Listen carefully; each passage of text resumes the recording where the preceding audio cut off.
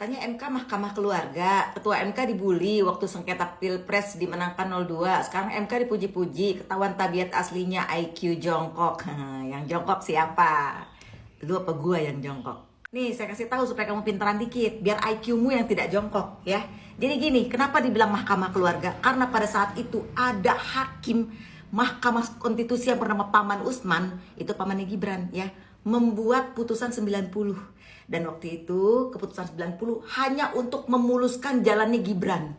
Karena tidak ada di seluruh Indonesia ini manusia yang umurnya di bawah 40 tahun yang akan mencalonkan diri jadi wakil presiden. Nggak ada. Cuma satu doang, Gibran, nggak ada yang lain. Nggak ada.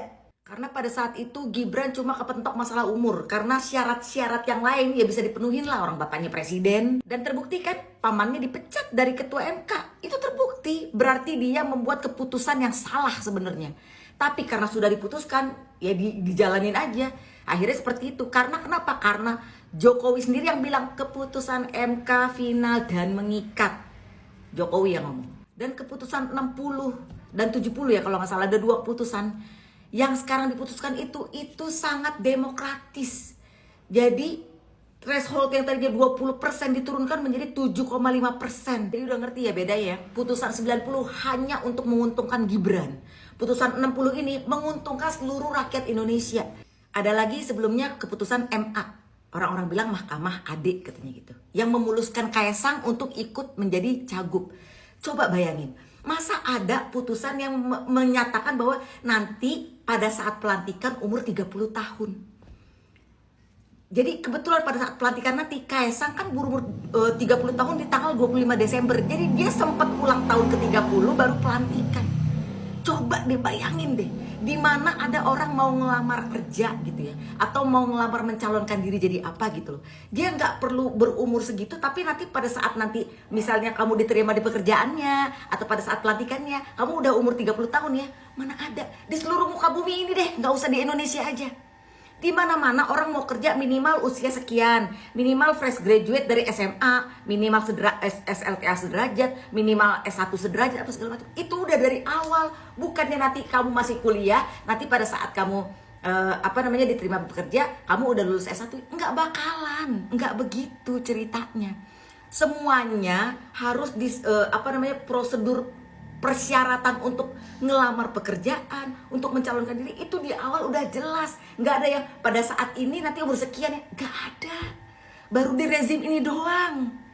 Makanya saya bilang IQ kamu yang jongkok. Makanya saya aneh sama orang-orang kayak kamu nih. Emang beneran ogep atau buzzer bayaran atau fanatik aja. Rugi lu fanatik-fanatik sama orang kayak begituan. Saya kasih tahu. Karena kenapa? Karena seharusnya mereka itu menjadi wakil kita. Jadi di bumi ini ya, namanya bumi, darat, laut, dan segalanya yang ada terkandung di negara ini digunakan sebanyak-banyaknya untuk rakyat, bukan sebanyak-banyaknya untuk pemimpin. MK sekarang menjadi mahkamah kesayangan. Ya iyalah, menjadi mahkamah kesayangan bagi seluruh rakyat Indonesia yang merindukan demokrasi. Makanya mahkamah. Bisa jadi malah orang bilang katanya Mahkamah Konstitusi sekarang kayak lagi menebus dosa kok. Mereka akhirnya menyadari bahwa gila nih, si dinasti ini udah gila-gila banget nih. Dan ini membuka peluang bagi seluruh rakyat Indonesia, bukan hanya si keluarga dinasti itu.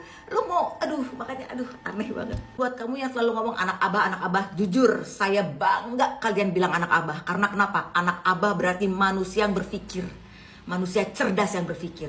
Jadi buat kamu juga yang selalu dibilang anak abah, banggalah karena kita adalah manusia cerdas yang berpikir. Beda sama kaum mereka yang, ya coba lihat aja ini. Ngomongnya MK, tadi mahkamah keluarga, sekarang jadi mahkamah kesayangan. Lu pikirannya kemana gitu loh. Masa nggak bisa ngebedain antara putusan 90 sama putusan 60. Apalagi sekarang ada putusan 70 yang sebenarnya cuma ngembaliin peraturan. Bahwa kan dari awal udah dibilang syarat pencalonan 30 tahun, bukannya syarat pelantikan 30 tahun. Ini sebenarnya biasa banget. Biasa banget. Gitu loh. Dari 20% threshold jadi 7,5%. Itu sebenarnya ilangin harusnya threshold itu. 0 harusnya. 0, karena kita negara demokrasi. Tapi ini dibikin 7,5 aja kayak heboh banget. Karena kenapa? Karena negara kita sangat-sangat tidak baik-baik saja. Makanya ini kelihatannya kesannya tuh keputusannya kayak wah heboh banget. Padahal aduh nggak ada apa-apa. Ini biasa banget. Ini mengembalikan keputusan itu kan aneh. Orang di mana-mana syarat pencalonan bukan syarat pelantikan. Cuma di zaman Jokowi ini ada namanya syarat pelantikan. Di seluruh dunia, di dunia manapun, di negara manapun coba cari. Selama Indonesia berdiri dari zaman Soekarno sampai zaman sekarang, baru zaman Jokowi ini terjadi yang namanya syarat pelantikan. Di mana-mana syarat pencalonan. Kalau mau nyalonin, udah semuanya syarat-syarat terpenuhi, baru lu bisa nyalon. Sekarang kamu pikir nih, lu yang jongkok apa gue yang jongkok?